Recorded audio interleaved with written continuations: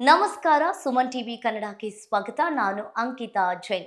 ರಶ್ಮಿಕಾ ಮಂದಣ್ಣ ಹಾಗೂ ವಿಜಯ್ ದೇವರಕೊಂಡ ಇವರಿಬ್ರು ಕೂಡ ರಾಜಸ್ಥಾನದ ಉದಯಪುರದಲ್ಲಿ ಅದ್ದೂರಿಯಾಗಿ 10:10 ಸುಮಾರಿಗೆ ನಿನ್ನೆ ಮದುವೆಯಾಗಿದ್ದಾರೆ. ಇನ್ನೊಂದ್ ಕಡೆ ವಿಶೇಷ ಏನಂತ ಅಂದ್ರೆ ರಶ್ಮಿಕಾ ಮಂದಣ್ಣ ಅವರು ತಮ್ಮ ಕೆಲವು ಮದುವೆಯ ಫೋಟೋಸ್ಗಳನ್ನ ತಮ್ಮ ಇನ್ಸ್ಟಾಗ್ರಾಮ್ ಪೋಸ್ಟ್ ನಲ್ಲಿ ಕೂಡ ಹಂಚಿಕೊಂಡಿದ್ದಾರೆ. ಇವರಿಬ್ರು ಕೂಡ ನೋಡ್ತಾ ಇದ್ರೆ ಹಿಂದಿನ ಕಾಲದ ರಾಜರಂತೆ ಇವರಿಬ್ರು ಕೂಡ ಮದುವೆಯಾಗಿದ್ದಾರೆ.